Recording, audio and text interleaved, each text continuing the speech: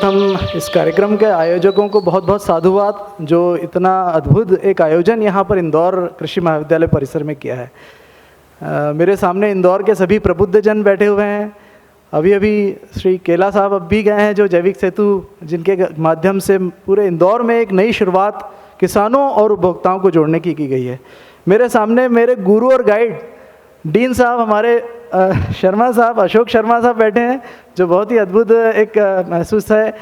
कुछ हमारे कॉलेज के प्रोफेसर्स भी साथ में बैठे हैं और साईं प्रसाद जी यहाँ ICR के जो प्रमुख हैं वो भी बैठे हैं।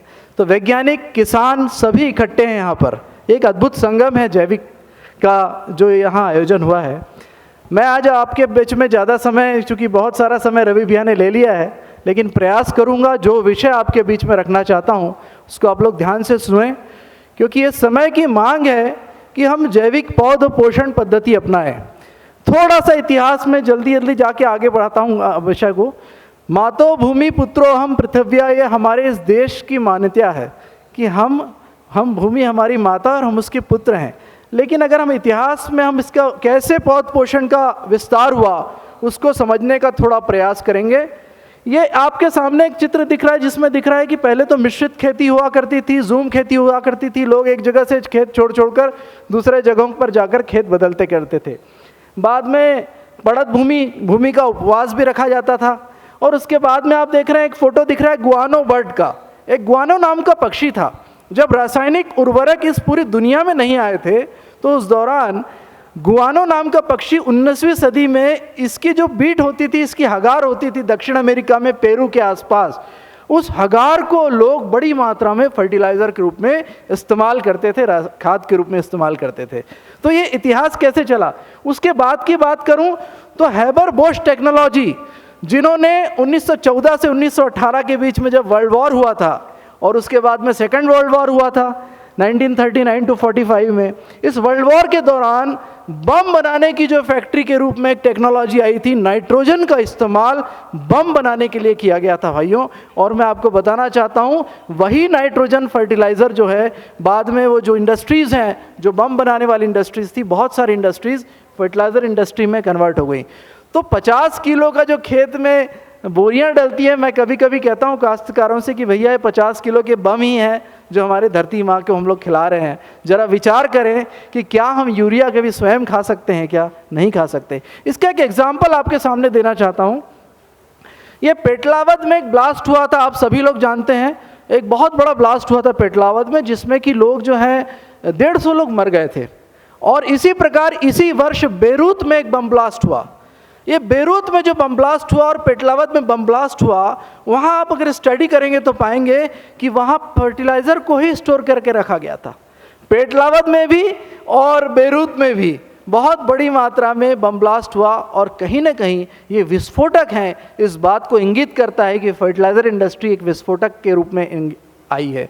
तो ये आपके सामने 2 एग्जाम्पल इसलिए रखना चाह रहा था। हमारे देश में सबसे पहले अमोनियम सल्फेट आया था, बाद में आज की तारीख में नाइट्रोजन, फास्फोरस और पोटाश के रूप में यूरिया प्रचलित है आज नाइट्रोजन के लिए। कुछ लोग पोटाश डालते हैं, कुछ 12-32-16 NPK का उपयोग करते हैं और माइक्रो न्यूट्रिएंट कुछ लोग डालते हैं। ऑर्गेनिक फार्मिंग में भी आज बहुत सारे मार्केट में फ्लड आ चुका है। वर्मी कंपोस्ट चलता है या प्रॉम खाद चलती है, या फिर बात करूं तो ह्यूमिक एसिड के नाम से कुछ मार्केट में प्रोडक्ट्स बिकते हैं, या सीवीड एक्सट्रैक्ट हैं। तो अलग अलग प्रकार के आदान आज जैविक खेती में भी मार्केट में फ्लड के रूप में आ चुके हैं। नेक्स्ट लेंगे प्लीज। आज के समय में मैं ज़्यादा विषय नहीं लूँगा। आज के समय में हम सब जानते हैं कि पोषक तत्व हम 3 या 4 देते हैं, जो पूर्व वक्ताओं ने बता चुके हैं। एक विषय जिसको मैं इंगित करना चाहता हूँ, आज हम बहुत बड़ी मात्रा में रासायनिक उर्वरकों की इंडस्ट्री को सब्सिडी देते हैं सरकार के साथ। आज सरकार हर वर्ष 70,000 करोड़ रुपए सब्सिडी देती है। जब मैंने विश्लेषण किया कि एक बोरी DAP अगर कोई किसान 1100 रुपये 1200 रुपये में खरीद रहा है, तो वास्तव में सरकार की परचेस कॉस्ट क्या है उसकी। या यूरिया अगर कोई किसान 350 में बोरी ले रहा है, तो सरकार की परचेस कॉस्ट क्या है इसकी। तो मैं दंग रह गया जानकर कि 70,000 से 80,000 करोड़ रुपए तक की सब्सिडी हर साल हम रासायनिक फर्टिलाइजर इंडस्ट्री को देते हैं। और हो सकता है कि बोरी जो 350 में हम खरीद रहे हैं, इसकी जो मूल्य है एक्चुअल परचेस कॉस्ट, इससे लगभग डबल भी हो, संभव है ये। इस प्रकार के आंकड़े जो देखने में आए ध्यान में, तो ये बहुत ही भयानक चीज़ है। हम सब जानते हैं कि रासायनिक उर्वरकों के लिए हमको आज विदेशों पे निर्भरता है। आज हम बात कर रहे हैं आत्मनिर्भर खेती की, और हम इंपोर्ट कर रहे हैं बहुत बड़ी मात्रा में फर्टिलाइज़र। आज निश्चित तौर पर न्यूट्रिएंट मैनेजमेंट हमको आत्मनिर्भर बनाने की आवश्यकता है। फर्टिलाइज़र्स के इस्तेमाल करने से नाइट्रेट का लेवल आज बढ़ रहा है। जो पंजाब में केस स्टडी हुई हैं कि जो यूरिया पे यूरिया डाला गया खेतों में, तो वो पानी में घुल कर वो नदियों में पानी में चला गया, वाटर बॉडीज़ में चला गया, और वो नाइट्रेट इंसानों के लिए भी खतरनाक है, कैंसरकारी और अनेक प्रकार के बीमारियों को, कीड़ों बीमारियों को भी बढ़ाता है। इसी प्रकार फर्टिलाइज़र इंडस्ट्री जब आती है, तो कोई चीज़ जब बाहर से बन के आपके खेतों तक आती है, तो इंडस्ट्री भी बहुत बड़ा धुआं छोड़ती है। खेत में जब फर्टिलाइज़र डलता है, तो डालने के दौरान नाइट्रस ऑक्साइड नाम की गैस रिलीज होती है, जो हमारी मीथेन और कार्बन डाइऑक्साइड और अन्य गैसों से कई गुना ज़्यादा हार्मफुल मानी गई हैं। तो हम ग्रीन हाउस गैस, जो क्लाइमेट चेंज, अब भी बारिश आ गई, सब परेशान थे, कार्यक्रम होगा कि नहीं होगा, ये बहुत बड़ा खतरा है क्लाइमेट चेंज, मौसम परिवर्तन। तो जब हम फर्टिलाइज़र डालते हैं तो हम मौसम परिवर्तन में कंट्रीब्यूट करते हैं, मौसम परिवर्तन के लिए जिम्मेदार हैं। ये जब तक हमारे मन में इस चिंतन के बारे में सोच नहीं आएगी, और निश्चित तौर पे रासायनिक पोषण की जो प्रणाली हमारे देश में प्रचलित है, इससे हमारी धरती माँ की सेहत इतनी खराब हो गई है कि धरती माँ की जो आत्मा होती है उसको हम कहते हैं ऑर्गेनिक कार्बन। आज भारतीय मृदाओं में ऑर्गेनिक कार्बन 0.5% से काफ़ी नीचे चला गया है, जबकि इसको होना चाहिए लगभग 1%। सही बात है ना सर, 1% तक जाना चाहिए, 0.5 के अबो जाना चाहिए, लेकिन हमारी मिट्टियों में ऑर्गेनिक कार्बन खत्म होते जा रहा है। ऑर्गेनिक कार्बन धरती माँ की आत्मा है, वो खत्म तो सब खत्म। तो मैं नेक्स्ट लेना चाहूँगा, नेक्स्ट प्लीज, अगली स्लाइड लेंगे। हाँ, तो मैंने यही बात की कि एक तो केमिकल फर्टिलाइजर में आज भारत में यूरिया, डीएपी, एसएसपी और 12-32-16 एनपीके का तत्व प्रचलन में है। जैविक खाद की बात करें तो इसकी बहुत विकराल परिस्थिति है। हर गांव में घुड़े का ढेर गांव के आसपास पड़ा रहता है, जिसको या तो कोई रुखड़ा कहता है, कोई घुरा कहता है, कोई रोड़ी कहता है। अब इस गड्ढे में गांव की हमारी माता और बहन रोज का जो कचरा है गोबर ले जाके डाल देती है। बारिश का सारा पानी उस गड्ढे में भरता है, सारा लाल पानी बह के निकल जाता है। साल भर में खाद पकती है और निकली हुई खाद को हमारा किसान बड़े गर्व के साथ भरी गर्मी में फेंक के आता है और कहता है कि भाई साहब काम निपटा दिया मैंने। अरे मैंने कहा दादा निपटा ही दिया, गड्ढे में खाद पकाई ना, गड्ढे में चले गया ना, गर्मी में फेंकी ना आई गया तो टोटल निपटा ही दिया काम। गर्मी में फेंकी खाद, उसके अंदर माइक्रोब्स खत्म हो जाते हैं, आप मीथेन को एमिट कर देते हो, पर्यावरण को पूरा ध्वस्त कर देते हो हम। ये व्यवस्था परिवर्तन की आवश्यकता है। भारत सरकार ने शहरी स्वच्छता मिशन चला रहे हैं अभी बहुत बड़े स्तर पे, और निश्चित तौर पे हमें गर्व है, इंदौर नंबर 1 है। लेकिन जब गांव की बात आती है तो गांव में ट्रेंचिंग ग्राउंड अगर कोई है तो वो है किसान का घोड़ा या रुखड़ा। गांव में गुटके के पाउच सब आपको वहां मिल जाएंगे। तो किसान भाइयों, गोबर खाद है, सोना, इसे गर्मी में फेंक कर नहीं खोना, इसको बनाने की व्यवस्था बदलना, ये चिंतन जब तक हमारे आत्मा के अंदर नहीं उतरेगा तब तक हम जैविक खेती की ओर अग्रसर नहीं हो पाएंगे। ये वर्तमान पद्धतियां ऐसी चल रही हैं। और खाद आमतौर पर हम बारिश की फसल के पहले डालते हैं। खाद की आवश्यकता होती है सयाले की फसल को ज़्यादा, बारिश में भी डालते हैं। जब हम पूरा गर्मी में फेंक देते हैं तो खरपतवार ज़्यादा उगाते हैं उसके साथ। तो सिस्टम को बदलने की जरूरत है, जिस पे कुछ काम हम लोग कर रहे हैं। मैं आगे आपको ब्रीफ करूंगा। नेक्स्ट लेंगे प्लीज़। एक मिट्टी की बात है जो हम लोग एग्रीकल्चर कॉलेज में पढ़ते हैं। हमेशा हमें पढ़ाया गया कि भाई मिट्टी जो होती है वो चट्टान के टूटने से मुरुम बनती है और मुरुम के घिसने से मिट्टी बनती है, और धरती माँ के निर्माण में हजारों वर्ष लग जाते हैं। ये बात हम सभी लोगों ने पढ़ा और समझा भी। लेकिन जब हम लोगों ने देखा तो हम लोग अलग अलग परिभाषाएं पढ़ी कि मिट्टी जो है पौधे को पकड़ने का काम करती है, दूसरा परिभाषा कि मिट्टी पौधे को पोषक तत्व देने का काम करती है। लेकिन एक जो मिसिंग लिंक था, जो मुझे लगता है जिसको पढ़ाने की जरूरत है, कि धरती हमारी माँ है, ये जिंदा है, इसके अंदर रहने वाले केंचुए और सूक्ष्म जीव हैं जो पेड़ पौधों को उसकी आवश्यकता के अनुसार भोजन देने का काम करते हैं। इस भाषा को ज्यादा तीव्र गति से सिखाने की आज के समय में आवश्यकता है। हमने उसका रिलेशन भारत में उससे कनेक्ट था हमारे देश में कि धरती को हमने मां माना, और वहीं हमने एक भौतिक वस्तु मान लिया कि भाई ये तो हमारी फैक्ट्री है, यहां से डालेंगे यहां से निकाल लेंगे। एक चिंतन जो था वो चिंतन बदलने की आवश्यकता है कि धरती माँ कोई फैक्ट्री नहीं, ये माँ है, ये जीवित है और ये हमको हमारी आवश्यकता के अनुसार भोजन देने का कार्य करेगी।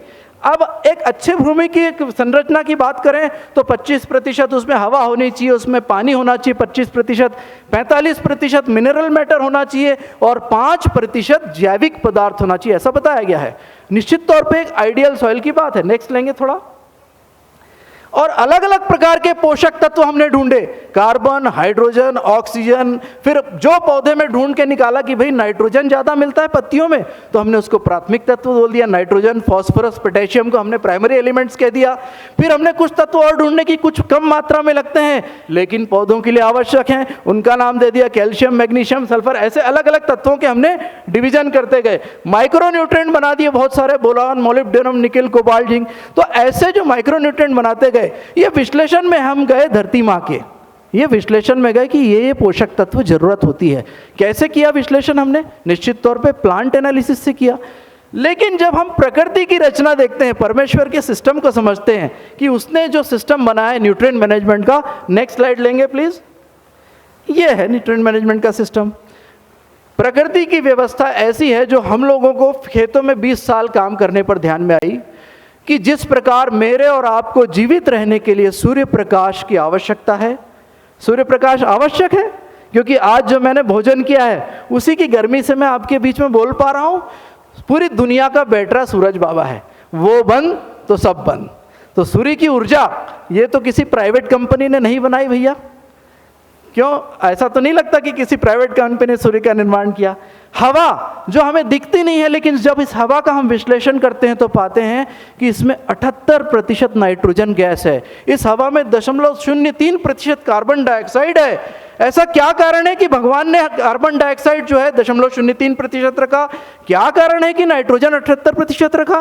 क्या कारण है कि 21% ऑक्सीजन गैस छोड़ी? तो भाई साहब, सभी लोगों से निवेदन है, जरा विचार करेंगे तो हवा में ऑक्सीजन आपके और मेरे लिए छोड़ी और कार्बन डाइऑक्साइड उन पेड़ पौधों के लिए छोड़ी और नाइट्रोजन भी उस परमेश्वर ने पेड़ पौधों के लिए छोड़ी। अब ये पोषण तत्व की इतनी सुंदर व्यवस्था भगवान ने कर रखी है। आवश्यकता है हर खेत के ऊपर हजारों टन में नाइट्रोजन है, उसको कैसे नीचे बुलाया जाए? अब धरती माँ के नीचे के अध्ययन करते हैं तो जब हम खेतों में घूमते हैं तो पता लगता है सजीव भूमि अर्थात मिनरल मैटर से युक्त भूमि हर खेत में है, हम उसको निर्जीव करते जा रहे हैं। आपके खेतों में जब आप गड्ढा खोदेंगे तो कुछ फीट तक खोदेंगे तो मिट्टी निकलेगी, उसके बाद मुरुम निकलेगा ना मुरुम। और मुरुम क्या है? वो खनिज पदार्थ हैं। तो परमेश्वर ने ऐसी व्यवस्था की थी भाई लोग, जब आप बाकी जितने भी बहनें भी हैं उनसे भी निवेदन है, ध्यान से सुने कि जो परमेश्वर की व्यवस्था थी, 2 प्रकार के जीव बना रखे थे। थोड़ा आगे चलेंगे अपन। सूक्ष्म जीव और केंचुए। एक केंचुओं की जवाबदारी ये सौंपी थी उस ईश्वर ने कि भैया तुम नीचे जाओ और नीचे जो मुरुम घिस घिस के माटी बन रही है उस मिट्टी को खाओ और जड़ के पास आकर हगार कर दो। केंचुए जब तक किसानों के खेत में जीवित थे 15-20 साल पहले तक, तब तक वाटर लेवल भी उस इलाके का खत्म नहीं होता था। कुएं में पानी था, जब से केंचुए खत्म तो पानी खत्म। कहाँ वाटर शेड की जरूरत है? खेत में केंचुआ बुला लो, इतने लाखों छेद आ जाएंगे कि बारिश का पानी सीधे अंदर उतरेगा, कहीं भागने का खेत में से आवश्यकता नहीं है। ये चिंतन है जो हमारे धरती माता की सजीवता के ऊपर हमें चिंतन करना होगा। इसी प्रकार जो है सूक्ष्म जीव, अलग अलग प्रकार के माइक्रो ऑर्गेनिज्म, हमने नाम पढ़े, राइजोबियम, एजोटोबैक्टर, एजोस्पिरिलम और दुनिया भर के नाम हम पढ़ रहे हैं, लेकिन हम ढूंढते ढूंढते थक जाएंगे।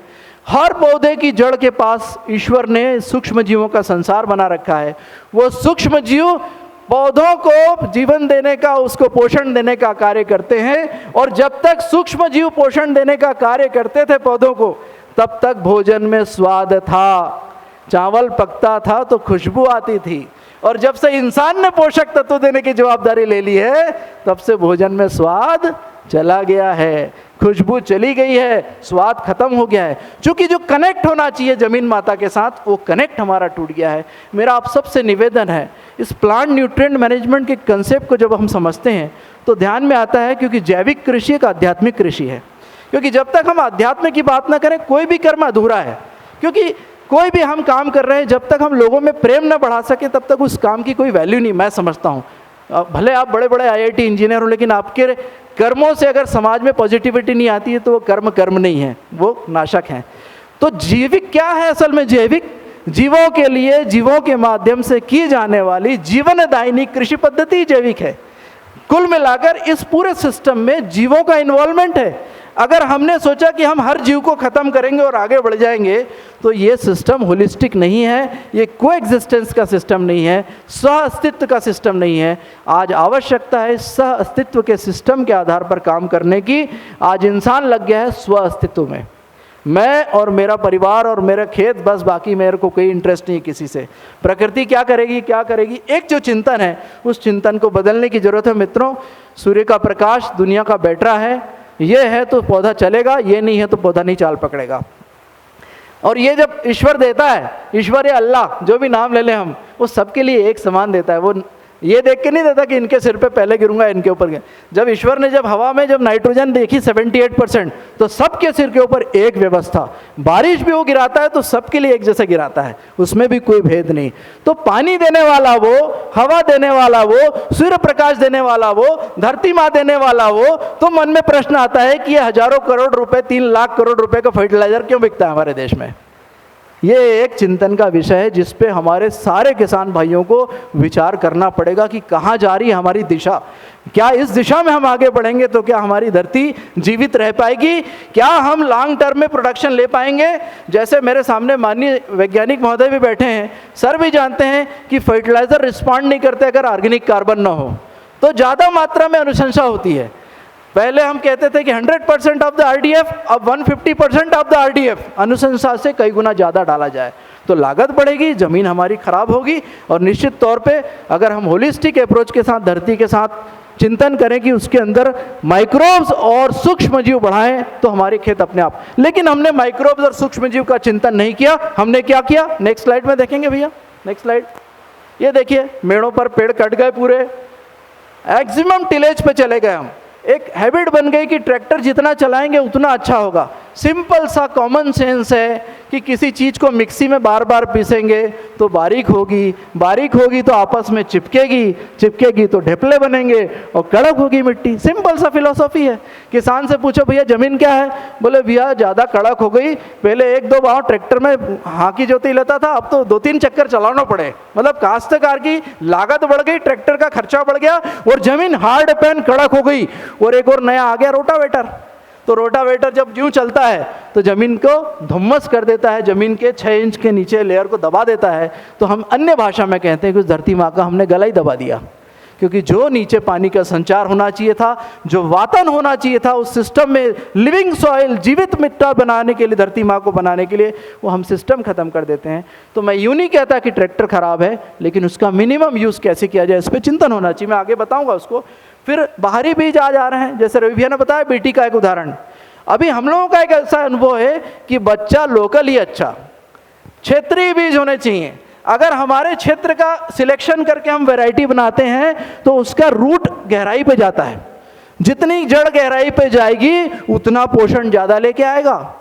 आज से 20 साल पहले भारत देश में लगने वाली सारी देशी चीज़ें ऊंची होती थी। देशी ज्वार, देशी मक्का, जो भी बात कर लूँ, इस साल भी देख लो, पिछले साल आप, देशी कपास जो है ज़्यादा पानी भी सहन कर लेता है, कम पानी भी सहन कर लेता है, जिसको बराड़ी कपास कहते हैं हम।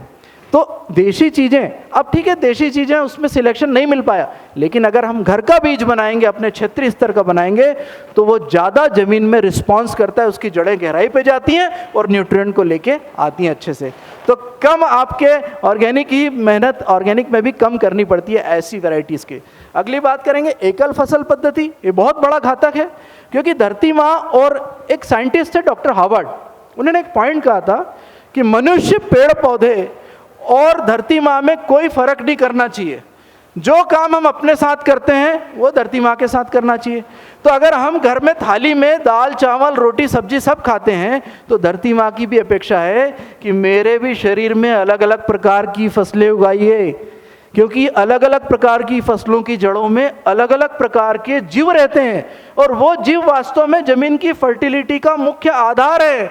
अगर हम एक जैसी फसल उगाएंगे तो धरती माँ टिक नहीं पाएगी ज़्यादा दिन तक। आज देखें यही स्थिति है। मालवा क्षेत्र की बात करें तो पूरे इलाके में गेहूं लगा हुआ है, अकेला गेहूं, पूरे इलाके में सोयाबीन तो पूरे में सोयाबीन। तो ये व्यवस्था बदलने की नितांत आवश्यकता है, क्योंकि माँ की डिमांड बहुत सिंपल है। अगला नेक्स्ट लेंगे। फिर हम देखते हैं कि गोबर खाद का उपयोग मैंने बता ही दिया आपको, गड्ढे में बना रहता है बाजू। पानी का अनियंत्रित उपयोग, काश्तकार फसल से बात नहीं करते, धरती माँ भी चाहती है कि जैसे आप एक गिलास की प्यास लगी है तो एक ही गिलास पानी पियो। मेरे को आप एक गिलास की प्यास लगती है, आप पूरे टैंकर उड़ेल लेते हो मेरे ऊपर। कहने का तात्पर्य है कि जब पौधे की मांग है या धरती माँ की जितनी मांग है उससे बात करके पूछ के इरिगेशन मैनेजमेंट काश्तकार करेगा तो उसमें माइक्रोब्स सर्वाइव करते हैं, बढ़ते हैं। ज़्यादा पानी डाल देते हैं तो सूक्ष्म जीव ठंडे पड़ जाते हैं, काम नहीं करते हैं। तो जैविक खेती में एक बहुत बड़ा लिमिटिंग फैक्टर है नहर की सिंचाई। आजकल बहुत जगह जगह नहर आ गए, और नहर का पानी तो किसान ऐसे बहाता है कि चलने दो भैया चलने दो। अब नहर का पानी हम कहते हैं सोच के समझ के पौधे से पूछ के, अगर आपने लिमिटेड इरिगेशन किया तो जैविक में वो ज़मीन रिस्पॉन्ड करती है। अगर आपने पानी पे पानी मारा तो फसल पीली पड़ जाती है, क्योंकि उसकी जड़ को सांस नहीं लगती है। फिर उसको दूर करने के लिए आप 2-3 बोरी यूरिया फिर आपको खूब लपक के डालना पड़ जाता है। तो व्यवस्था पूरी गड़बड़ाहट है। फिर आगे फर्टिलाइज़र का इस्तेमाल करने लग गए हम, फिर पेस्टिसाइड। अभी जो रवि भैया बात कर रहे थे हर्बिसाइड, ये हमारे लिए बहुत बड़ा खतरा है, क्योंकि हर्बिसाइड चारा मार जहर धरती के सारे माइक्रोब्स को खत्म कर देता है। अब ये स्थिति बन चुकी है मालवा निमाड़ में कि काश्तकार हर फसल में चारा मार डालने लग गए, चाहे वो गेहूं हो, चाहे वो सोयाबीन हो, चाहे वो प्याज हो, किसी भी फसल का नाम गिनते जाओ हर जगह चारा मार आ चुका है। अब चारा मार जो है ये चारे को मारता है, साथ ही साथ धरती माँ के असंख्य जीवों को भी मारता है, उस फसल को भी झटका देता है, क्योंकि वो जहर है। अभी बार बार एक शब्द का उपयोग होता है दवा डाली, मैं कहता हूँ दवा तो है ही नहीं, वो तो जहर है। सारी जो पेस्टिसाइड इंडस्ट्री वो जहर बेच रही है आज। तो हमें समझना होगा कि जहर है, इस माँ की सेहत को खराब करेगा। तो ये चल रहा है आज का कार्यक्रम। और रही सही कसर, उस माँ के ऊपर अग्नि में आग लगा देते हैं जोरदार तरीके से। अभी फसल कटी नहीं कि लोगों के रास्ते भर आग लगे हुए खेत दिख जाएंगे आपको। फिर लोग बहाना बोलेंगे, अरे बोले भैया वो हमसे तो नहीं कट पाएगा, वो तो ऐसा दिक्कत आएगी, हम नहीं, आग तो लगानी पड़ेगी। भैया हमारा भी कहते हम तो आग नहीं लगाते कभी, थोड़ा परिश्रम कर लें। आग लगाना ये बहुत बड़ा अपराध का काम है। आग लगाना मतलब आप कितना कार्बन हवा में छोड़ रहे हो, जबकि धरती माँ को कार्बन की जरूरत है, आप कार्बन ऊपर पहुंचा रहे हो। और कार्बन ऊपर जाएगा तो टेम्परेचर इम्बैलेंस होगा, और सबसे बड़ा शत्रु किसान का क्लाइमेट चेंज आएगा। जब किसान कुछ भी हाथ में नहीं ले पाएगा, हजारों लाखों करोड़ का खर्चा करके भी खेती नहीं पक पाएगी। इसलिए ये एक अगला खतरनाक कृत्य होता है। तो क्या करें, नेक्स्ट लेंगे। तो ये करें, मेड़ों पर झाड़ी लगाएं, रवि भैया ने बताया। तो मेड़ों पर झाड़ी लगाएं तो इससे एक बेनिफिट जमीन के लिए होता है कि प्रति वर्ष 2 ट्रॉली मिट्टी बह जाती है। आईसीआर की रिपोर्ट है, 1 से 2 ट्रॉली मिट्टी बह जाती है खेतों में से। वो दिखती नहीं है, बारिश के साथ बह के निकल जाती है, लाल मिट्टी काली मिट्टी पानी के साथ बह जाती है। अब वो मिट्टी धरती माँ को बनने में कितना साल लगा और अपन उसको बहाने दे रहे हैं। तो मेड़ों पर अगर झाड़ी होगी तो उसकी झाड़ी जमीन को पकड़ के रखती है। मेड़ों पर झाड़ी होगी तो खेत का माइक्रो क्लाइमेट, सूक्ष्म टेम्परेचर इंप्रूव होता है, जिसकी वजह से माइक्रोब्स और केंचुए दोनों आते हैं। अब हमारे ये सारे कर्म धरती माँ को जीवित करने के हैं। मेड़ों पर पेड़ लगाना, फिर उसके बाद नेक्स्ट लेंगे अगला, मिनिमम टिलेज पे काम करना। ठीक है, ट्रैक्टर है, लेकिन बैल जोड़ी यहां बैठे सभी भाइयों से मैं पूछना चाहूंगा, कितनों के यहां बैल है, हाथ ऊपर करें। 1 2 3 4। और मालवा से जो है बैल हैं जिनके पास, हाथ ऊपर करें। मालवा वालों के पास में यहाँ बैल है ही नहीं आज की तारीख में। यहाँ सबके पास लोहे का बैल आ गया है, जो डीजल पीता है, धुआं छोड़ता है, लेकिन गोबर नहीं देता है। और बैल अगर किसान के पास में नहीं रहेगा तो इंटरकल्चर ऑपरेशन, मिनिमम टिलेज की पद्धतियां हम नहीं कर पाएंगे। बैल एक बहुत बड़ा साथी है। लेकिन हम गाय की बात करते हैं, लेकिन मैं आपसे निवेदन करूं, बैल भी हमारी जैविक कृषि में धरती माँ को संरक्षित करने के लिए एक बहुत ही महत्वपूर्ण एक हमारे लिए एक साधन है। और फिर मल्चिंग की बात है, जमीन को ढक के रखना। आच्छादन करेंगे तो एकदम से ग्रोथ आती है निश्चित तौर पे। अभी एक छोटा सा एक प्रयोग मैं आपको बताता हूँ। आप सभी जानते हैं कि किसान जब गर्मी में गोबर खाद का ढेर लगा देते हैं जगह जगह, जब ढेर लगा देते हैं जगह जगह, तो आपने देखा होगा जिस जगह पर काश्तकार जमीन माता को ढक के रखता है वो, और बाद में गोबर हटा लेता है वहाँ से, लेकिन जिस जगह वो ढक के रखता है उस जगह की फसल अलग बात करती है अथवा नहीं। प्रश्न कीजिए अपने आप से कि वहाँ की फसल क्यों हाइट बढ़ जाती है एकदम, क्यों एकदम मजबूत पावरफुल दिखाई पड़ती है? उसका मूल कारण यह है कि धरती माँ को जब आप आच्छादित करके रखते हैं, ढककर रखते हैं, तो उसके नीचे असंख्य माइक्रो ऑर्गेनिज्म पहुंच जाते हैं जो हवा में मौजूद एटमॉस्फेरिक नाइट्रोजन को, हवा की यूरिया को लेकर अपने शरीर में लेकर के दे देते हैं। तो ये व्यवस्था, जब तक धरती में सूक्ष्म जीवों का संचार बढ़ाना है तो हमें आच्छादन की पद्धतियाँ क्रॉपिंग सिस्टम से भी कर सकते हैं, फसल योजना से भी कर सकते हैं, लाइव मल्चिंग कर सकते हैं, प्लास्टिक मल्चिंग कर सकते हैं, लेकिन हम कोशिश करते हैं लाइव मल्चिंग के ऊपर, जो नेक्स्ट मैं बात करूंगा। नेक्स्ट लेंगे। ये इंटरक्रॉपिंग के प्रयोग हैं जिसको हम बहुत सारे प्रयोग कर रहे हैं। तो सर से मैं निवेदन करूंगा, आप गेहूं अनुसंधान से हैं सर, हम लोगों ने अभी पेटलावद एरिया में भी और कई जगह पर हम गेहूं की जो सरी पाल होती है, जो पाल बनती है गेहूं का, जिसमें हम सिंचाई के लिए नाली बनाते हैं, सरी बांधते हैं, तो हमने वहाँ पर 1-1 फीट की दूरी में, आप देख रहे हैं सनफ्लावर है, तो सनफ्लावर 1 एकड़ में लगभग 1-1.5 क्विंटल सनफ्लावर आसानी से पक जाता है। और हमारे कई काश्तकार बंधुओं ने घर का तेल बना के खाना चालू कर दिया। तो धरती माँ का भी पोषण का ख्याल रखेगा ये सिस्टम, और साथ ही साथ मनुष्य के पोषण का भी ख्याल रखेगा। आज हम सब लोग नकली तेल खाते हैं बाजार का, और बड़ी तो बड़ी बात, भारत सरकार को तेलों को इंपोर्ट करना पड़ रहा है। आज अगर हम अपनी क्रॉपिंग सिस्टम में ऐसे ऑयल सीड को इंक्लूड कर लेते हैं, एक छोटा सा उदाहरण मैंने दिया, तो अद्भुत तरीके से जमीन का भी पोषण होता है और हम सबके भी पोषण की सुरक्षा होती है। दूसरी बात, अलग अलग प्रकार फसलों का मिश्रण करके देखना आप, ग्रोथ बहुत अच्छी होती है। उदाहरण गोभी की खेती है, गोभी सयाले में लोग ठंड में लगाना चाहिए, आजकल तो सब सीजन में लगाने लग गए लोग, जबकि हमेशा सीजन की गोभी सीजन में लगनी चाहिए।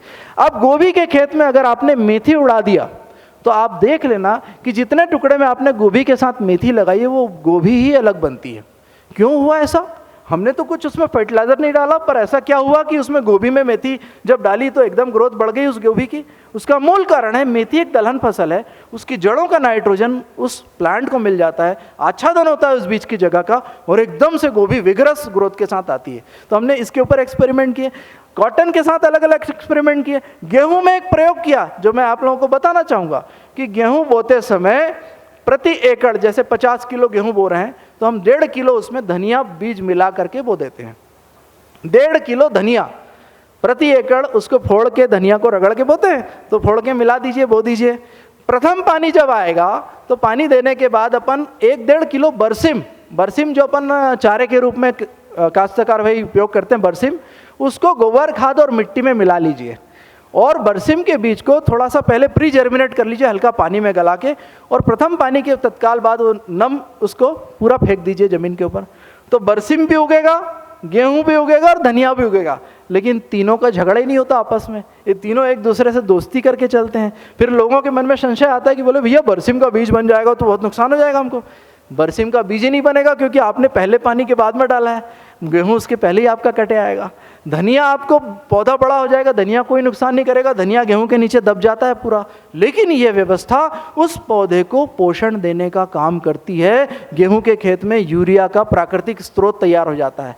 तो ये सिस्टम, क्रॉपिंग सिस्टम अप्रोच, जब तक हम किसानों के साथ एक्सपेरिमेंट नहीं करेंगे कि हर फसल में कौन कौन सी क्रॉप इंटीग्रेशन करा जाए जिससे कि बिना फर्टिलाइजर के भी हम पैदावारी ले सकते हैं, इस ओर भी हमारे कृषि शिक्षा और अनुसंधान विभाग ने अब ध्यान देने की आवश्यकता है, ऐसा मुझे लगता है। क्योंकि फर्टिलाइजर अलोन ये एक हमारे लिए एक जो ट्रेंड बन गया कि केवल फर्टिलाइजर डालने से खेती हो सकती है, ये नहीं हो सकती, ये जमीन में बिल्कुल हमारी धरती माँ को नष्ट कर देगी। क्षेत्रीय बीजों का बता दिया, बीजोपचार करना चाहिए। नेक्स्ट लेंगे अगला। किसी भी प्रकार का जहरीला कीटनाशक खेतों में नहीं डलना चाहिए, अगर वो डला तो हमारी धरती माँ खराब होती है। इसलिए पेस्ट मैनेजमेंट के सारे वो तरीके जो रवि भैया ने आपको बताया वो अपनाने चाहिए। नेक्स्ट लेंगे। संतुलित सिंचाई, पौधे से बात करके सिंचाई देना, अगर उसको प्यास लगी है तो दें, फ्लड सिस्टम से दे रहे हैं तो भी पूछ के दें, या तो फिर स्प्रिंकलर अपनाएं या संतुलित सिंचाई ड्रिप टपक पद्धति से अपनाएं। क्योंकि ऑर्गेनिक में सबसे बड़ा है इरिगेशन मैनेजमेंट। अगर हमने जैविक खेती कर रहे हैं और सिंचाई पद्धति हमारी संतुलित नहीं है तो वो खेत रिस्पॉन्ड नहीं करता, क्योंकि ज़्यादा पानी देने से माइक्रोब्स काम नहीं करते हैं। नेक्स्ट लेंगे प्लीज़। फिर ये मैं 3 चीज़ें आपके सामने बताना चाहता हूँ जिसको हम लोग कैंपेन के रूप में चला रहे हैं पूरे देश भर में, और भगवान की कृपा से बहुत बड़ी सफलता इसमें मिली है। ये हमने बनाया डीएपी। देखिए आप डीएपी, क्योंकि किसान को हम बोलेंगे अगर गांव में जाकर कि भैया हम आपको जो है आज गोबर खाद पकाने की ट्रेनिंग दे रहे हैं, तो कोई हमारी बात नहीं सुनेगा। हम बताते हैं कि भैया डीएपी बनाने का प्रशिक्षण, आप घर में डीएपी बनाइए। और हमारी डीएपी का फुल फॉर्म है देशी आत्मनिर्भर पोषण, डीएपी, देशी आत्मनिर्भर पोषण। तो ये व्यवस्था डीएपी बनाने की। अब कैसे बनाना है? जो गड्ढे वाली खाद है, इसको गड्ढे में न डाल के जमीन के ऊपर बिस्तरा पद्धति से प्रति 1 फीट की लेयर के ऊपर हम गुड़ और गोमूत्र के पानी से उसको गीला करते हैं। वो आप देख रहे हैं, उसमें हम लोग गिट्टी खदान की डस्ट डालते हैं। जो गिट्टी खदान आता है, क्रशर स्टोन का खदान आता है, उसकी हल्की डस्ट, बारीक पाउडर सरी की हर एक 1 फीट के ऊपर हम लोग 3 से 4 किलो डस्ट का बुरकाव करते हैं। 5 किलो मक्के का मोटा आटा या घाट वो डाला जाता है। फिर मिट्टी का एक दाब दी जाती है छर्रा लगाकर। ये 1 फीट की लेयर तैयार हुई। इसी प्रकार से दूसरी फीट, तीसरी फीट, 4 फीट, 5 फीट ऊंचा बिस्तर बना सकते हैं आप। बिस्तर पूरी तरह बन जाने के बाद में हम इसको प्लास्टिक से मल्च करते हैं। निश्चित तौर पे प्लास्टिक के हम भी खिलाफ है, लेकिन आज गांव में पानी नहीं रहता है गोबर खाद पकाने के टाइम पे। इस प्लास्टिक मल्चिंग को करने से 2 बेनिफिट मिलता है। एक बार गीला कर दिया अपन ने ढेर को, तो बाद में उसको 1.5 महीने बाद ही पानी लगेगा, एक बेनिफिट वो। दूसरा, इस प्लास्टिक को मल्च करने से, प्लास्टिक का आच्छादन कर देने से इसके अंदर इतनी हीट जनरेट होती है, क्योंकि शुरुआत में थर्मोफिलिक बैक्टीरिया तैयार होते हैं जो तापक्रम सहन करके खाद को पकाने का काम करते हैं। तो खाद जल्दी पकती है। सबसे बड़ा बेनिफिट है इसमें, खरपतवार के बीज पूरे जल जाते हैं। जो किसान के रुखड़े या घुड़े में खरपतवार रहता है जिंदा, जो खेत में डालते हैं तो चारा उगाता है, इस पद्धति में वो खरपतवार के बीज बच जाते हैं। और ये देशी डीएपी के नाम से प्रचलित व्यवस्था है। किसानों को इतना एक्सेप्टेंस बढ़ा है कि कल ही मैं एक किसानों का दल यहाँ लाया था जैविक इस मेले में, तो उस समूह ने 1024 बिस्तरा खाद इस बार बनाई है। मेरे को बहुत खुशी हुई। 1024 बेड कंपोस्ट उन्होंने अपने गांव में बनाए हैं। तो किसानों के मन में जब ये बात ध्यान में आती कि ये चीज़ें हमारे को पैसा बचा सकती हैं, तो निश्चित तौर पे ऐसी चीज़ों को आगे स्केलेबिलिटी मिलती है। और मैं तो अभी सरकार से भी एक निवेदन और प्रार्थना करता हूँ हमेशा कि अगर हम ग्राम स्वच्छता अभियान के तहत नरेगा से अगर हम गोबर खाद के घूड़े को व्यवस्थित करने का कार्यक्रम लिंक कर दें, तो गांव में कहीं कचरा नहीं रहेगा, किसान के खेत में धरती माँ जीवित हो जाएगी, क्योंकि कार्बन ही कार्बन पहुंचेगा। तो ये सुझाव भी हमने अलग अलग मंचों से रख रहे हैं। ये भी एक बड़ा मंच है, 50,000 लोग सुन रहे होंगे, तो वो भी आप सुने, सरकार के सामने आवाज़ उठाएं। एक और विषय मन में आता है कि जो व्यक्ति ऐसी खाद बनाए तो क्यों ना उसको सब्सिडी का बेनिफिट भी मिला जाए, तो उससे भी उसको फायदा मिलेगा। अगर एक किसान की अगर वो 10-20 बोरी खरीद रहा है रासायनिक खाद की, और उसके नाम से उस फर्टिलाइजर इंडस्ट्री को उदाहरण के तौर पर 3,000-4,000 रुपये फर्टिलाइजर सब्सिडी जा रही है, और वो किसान कहता है कि मेरे को नहीं डालना है खाद, तो भैया उसके खाते में वो डायरेक्ट सब्सिडी दे दी जाए, तो उसका पैसा भी बच जाएगा। ये सुझाव भी काश्तकार को ये देसी डीएपी बनाने के सिस्टम में। नेक्स्ट लेंगे। अगला एक और साधन है जीवामृत। अलग अलग नामों से मटका खाद, जीवामृत, ये अपने क्षेत्रीय बायो फर्टिलाइजर है। जैसा हमने कहा कि बच्चा लोकल ही अच्छा, तो बीज भी क्षेत्र का होना चाहिए और जीवाणु भी क्षेत्रीय होने चाहिए। अगर जीवाणु हम बाहर से इंपोर्ट करके लाते हैं तो वो काम नहीं करते हैं। आपकी लाल मिट्टी है तो लाल मिट्टी के जीव आपके यहाँ ही डेवलप होंगे। अब इसके ऊपर मैं दिल्ली में अलग अलग संस्थाओं में जाता हूँ तो वहाँ भी चर्चा होती है, और साइंटिफिक बेसिस है कि गोबर, गोमूत्र, गुड़ और अपने खेत के मेड़ पर की मिट्टी को 7 दिन तक मटके में अगर हिलाएंगे, सुबह शाम हिलाएंगे और ओटले के अंदर रखेंगे, तो अपने इलाके के बेहतरीन सूक्ष्म जीव अपने क्षेत्रीय आ जाते हैं। जब क्षेत्रीय आ जाते हैं तो हम क्यों पैकेट ला रहे हैं बाहर से? भाई साहब, कोई ज़रूरत ही नहीं है उसकी। बच्चा लोकल ही अच्छा, और जीवाणु भी हमारे गांव के, हमारे खेत के स्पेसिफिक बनने चाहिए। तो इसका हमने नाम दिया है देसी यूरिया, गांव यूरिन से निर्मित देसी यूरिया। क्योंकि जब तक हम यूरिया नहीं बोलेंगे किसान नहीं पकड़ेगा। किसान को बताना पड़ेगा भैया 1 राउंड मटका खाद डालो, 2 राउंड डालो। जैसे ही जमीन माता में जीवाणुओं का बिल्टअप हो जाता है तो खेत आपका बात करने लगता है, उसकी जल धारण क्षमता बढ़ जाती है, उसमें नमी रुकने लग जाती है, उसके अंदर टगर आ जाता है, जमीन आराम से खेती तैयार हो जाती है। हमारे स्वयं के खेत में जो ट्रैक्टर वाला व्यक्ति आता है कभी कभी हाँकने के लिए, तो बोलता है कि बोले भैया बाकी क्या 3 बार जोतना पड़ता है, आपके यहाँ 1 बार में ही खेत तैयार हो जाता है। तो जमीन का खर्चा भी कम होगा हकाई जुताई का, और धरती माँ जीवित सजीव बनेगी, परफोरेटेड बड़ी हवा संचार होगा उसमें। ये मुझे लगता है ये मटका खाद, ये टेक्नोलॉजी है। और तीसरी टेक्नोलॉजी, मतलब मैं विकल्प बता रहा हूं, डीएपी, यूरिया का विकल्प, और तीसरा विकल्प मैं आपके सामने रख रहा हूं। नेक्स्ट फोटो लेंगे भैया। अगला जो विकल्प है, आज मार्केट में ओवर फ्लडेड है मार्केट अलग अलग प्रकार के टॉनिक से। ह्यूमिक एसिड, जाइम, क्या क्या नाम है, मतलब मैं दंग रह जाता हूँ, एमिनो एसिड और सीवीड एक्सट्रैक्ट, और इतने से डिब्बे रहते हैं, और 1,000 रुपये के, 2,000 रुपये के इतने से डिब्बे। अब आप सोचें कि वो किसान बेचारा दुकान से ला रहा है वो डिब्बे खरीद के, और जब वो स्प्रे करता है तो मैं उससे पूछता हूँ भैया क्या डाला, बोले भैया जैविक का प्रोडक्ट डाला मैंने, और 1,000 रुपये का। मैंने कहा भाई ये इसके अंदर क्या है, तो अंग्रेजी में लिखा रहता है सब कुछ, आप देख लेना, ज़्यादातर लोग अंग्रेजी में लिखते हैं तो काश्तकार को समझ में नहीं आता उस विषय कि क्या लिखा हुआ है। अब ह्यूमिक एसिड लिख दिया। अब हमने सोचा कि ह्यूमिक एसिड, हमारे कंडे जो होते हैं गोबर के, इसको अगर पानी में गला के रख दो तो जो काला पानी बनता है 5-7 दिन में, वो भी ह्यूमिक एसिड है, उसमें भी जिब्रेलिक एसिड है। फिर हमने कहा कि प्रोटीन के बहुत सारे प्रोडक्ट्स बिक रहे हैं मार्केट में आज कि एमिनो अम्ल के नाम से, तो हमने कहा कि भाई प्रोटीन का कौन सा सोर्स सबसे अच्छा है, तो हमने देखा कि सोयाबीन हमारे यहाँ सबसे ज़्यादा अच्छा सोर्स है। तो हमने क्या किया, सोयाबीन को और महुए को पानी में गला करके उसको फुगा लेते हैं, और उसमें सूरजने की पत्ती, केले का छिलका, केला में भी आपको बता दूं पोटेशियम बहुत ज़्यादा होता है, केले के स्टम से टॉनिक बनाया जाता है, केले के तने से टॉनिक बनाते हैं ग्रोथ प्रमोटर। तो जो जो हमारे को ऐसी चीज़ें उपलब्ध हैं जिससे हम ग्रोथ प्रमोटर बना सकते हैं, केला, सूरजना, महुआ, सोयाबीन और कंडे का पानी, इन सब को मिला करके एक टेक्निक बन गई और उन्नत जैविक टॉनिक। और गांव-गांव में आज ये किसान, रवि भैया ने बताया था आपको, ये जैविक टॉनिक बाहुबली के नाम से कोई बेच रहा है, तो कोई भीम टॉनिक के नाम से कोई बेच रहा है, और इसका जो रिजल्ट है वो मैं इतना कहना चाहूँगा आपको, बाजार के मिलने वाले किसी भी टॉनिक से 1000 गुना बेहतर है।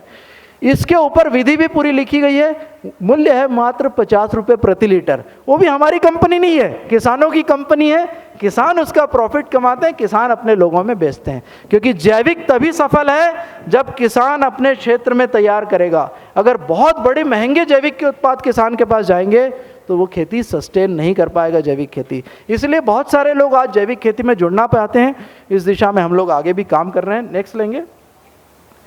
और ये गौमूत्र के बैंक हम लोगों ने बनाए अलग अलग जगह, क्योंकि एक ही सूत्र, गौमूत्र एक सूत्र। गौमूत्र को देखने का दृष्टि बदलना होगा, उसमें भी यूरिया है, उसमें भी यूरिन है, उसके अंदर यूरिया है, और गौमूत्र अगर हम इकट्ठा करेंगे तो ऐसे हमने 55 गौमूत्र बैंक बनाए, जहाँ पर कि काश्तकार पछाड़ वाले हिस्से में पक्का करके नाली के माध्यम से, ये दीदी जो है, ये सेगांव तहसील की एक दीदी हैं, इनके पास 3-3 हज़ार लीटर गौमूत्र इकट्ठा रहता है, और ये जो है गौमूत्र आसपास के लोगों को देते हैं। क्योंकि जब तक काश्तकार के पास में रेडीमेड चीज़ें नहीं मिलेगी, हम दोनों भाई थक गए चिल्ला चिल्ला के, वो कहते हैं भैया गौमूत्र आप ही ला के दे दो, आप ही गौशाला से ला के दे दो। मैंने कहा भैया यार हम नहीं ला सकते, आप ही के इलाके में कुछ लोगों को रोजगार मिल जाएगा, आप ही बना लो। तो हम लोगों ने उनका लिंकेज करना चालू किया, और किसान ही इसके मालिक हैं और किसान ही आपस में वितरण करते हैं। तो ये गौमूत्र बैंक है।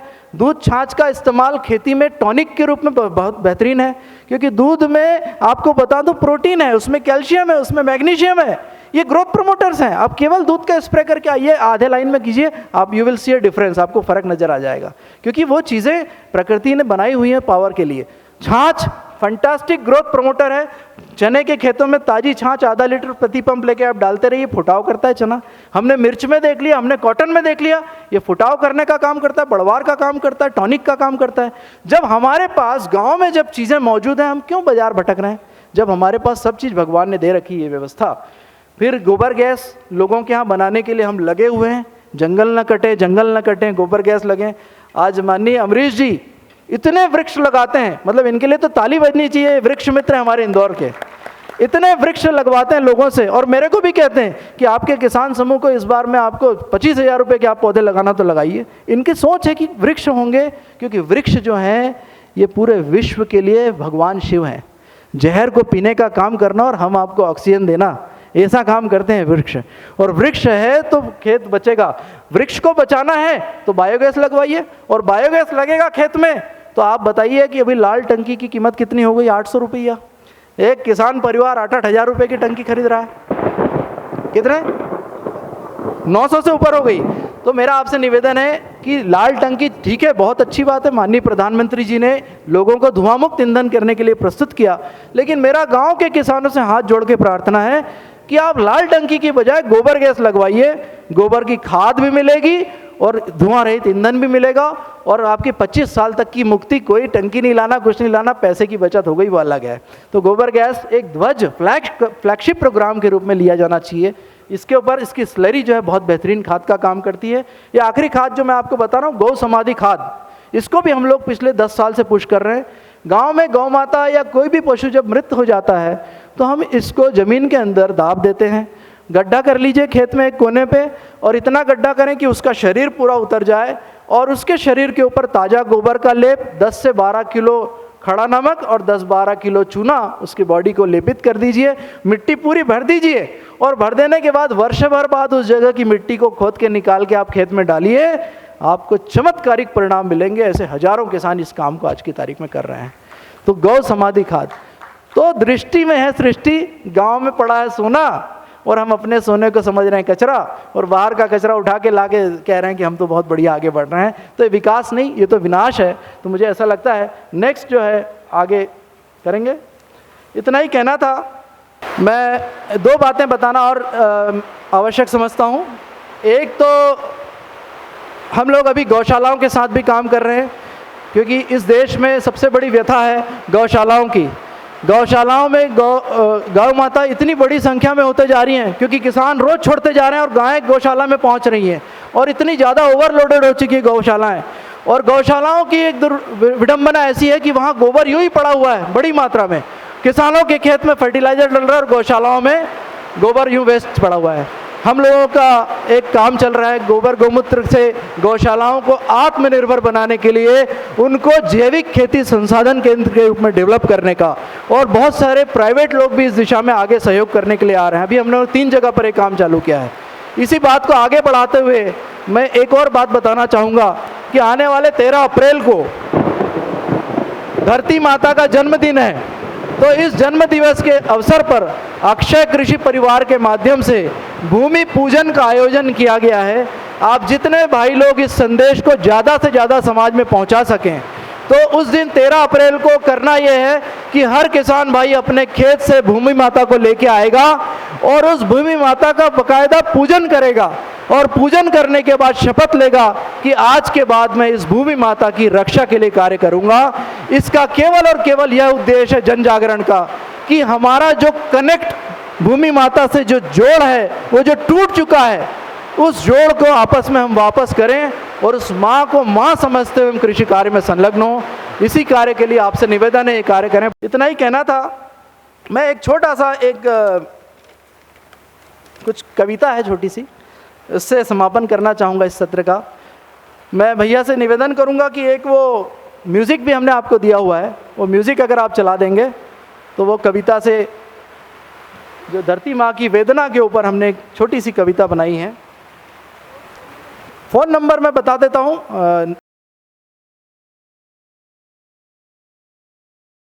अब ये थोड़ी सी एक व्यथा के ऊपर मैंने एक कविता बनाई है, ज़रा ध्यान से सुनेंगे। धरती माँ की वेदना के ऊपर एक कविता है, बहुत मार्मिक है, ज़रा ध्यान से सुने। हे पुत्र पुत्रियों, माँ हूं ना मैं आपकी, पर आप मेरे साथ यह क्या कर रहे हैं? आपने मेरे शरीर पर ठंडक पहुंचाने वाले वृक्षों को काट दिया। गर्म हवाओं से मुझे भी तकलीफ होती है। पानी की कमी से मेरा गला सूख गया है। मेरे शरीर पर मेड़बंदी वृक्ष ना होने से वर्षा काल में अधिक पानी के द्वारा मेरे शरीर का महत्वपूर्ण भाग हर साल नदी नालों में बह जाता है। माँ हूं ना मैं आपकी। जब आप हर साल वजनदार ट्रैक्टर से मेरे शरीर को बारंबार चीरते हो तो मेरे शरीर के अनगिनत टुकड़े हो जाते हैं। मेरी तो सांसें रुकने लगी हैं, मैं कठोर बनती जा रही हूँ। माँ हूं ना मैं आपकी। हे पुत्र पुत्रियों, जब आप मेरे शरीर पर लगातार एक जैसी फसल लगाते हो तो एक जैसे स्वाद के कारण मेरी ताकत कम हो जाती है। मेरे शरीर में शत्रु जीव पनपकर मुझे रोगी बनाते हैं। आपने मुझे घर पर बना जैविक भोजन न देकर बाजार का, होटलों का रासायनिक उर्वरकों का भोजन दिया, जिसने मेरे पाचन तंत्र को नष्ट कर दिया। मेरे केंचुए सूक्ष्म जीव नष्ट हो चुके हैं। माँ हूं ना मैं आपकी। मेरे तन पर जब आप तरह तरह के जहरीले कीटनाशक खरपतवार नाशकों का उपयोग करते हो तो इन विषैले तत्वों से मेरी रूह कांप उठती है, मुझे बहुत पीड़ा होती है। मेरे शरीर पर गहरे छेद करके पानी निकालकर उसका मुझ पर जब आप दुरुपयोग करते हो तो मुझे बहुत तकलीफ होती है। मेरा शरीर नमकीन बनता जा रहा है, मेरा पीएच मान खराब हो गया है। यह मेरे जीवन हेतु घातक है। क्या यह सही कर रहे हैं आप? हर वर्ष फसल कटाई के समय मैं बहुत डरी हुई होती हूँ, क्योंकि इसके बाद आप मेरे शरीर पर फसलों के अवशेषों को आग लगा देते हैं। मैं जलती हूँ, तड़पती हूँ, पर बोल नहीं पाती हूँ। माँ हूं ना मैं आपकी। और मेरे पुत्र पुत्रियों, सबसे अधिक दुख मुझे तब होता है जब मैं देखती हूँ कि जब आप लोग इन रसायनों के उपयोग से पैदा होने वाले अनाज के सेवन से बीमार पड़ते हो, आप अस्पतालों में जाते हो, तो मैं बहुत दुखी हो जाती हूँ, क्योंकि आखिर मैं माँ ही तो हूँ ना आपकी। माँ हूँ तो मेरा भी ध्यान रखना है। तो आज के बाद तय कर लीजिए, इस धरती माँ को, इस वसुधा को बचाने के लिए गोबर गोमूत्र की खेती करेंगे और गाय माता का पालन करेंगे, क्योंकि गौ माता ही इस धरती माता को जिंदा करने के लिए परमेश्वर ने निर्मित की है। धन्यवाद।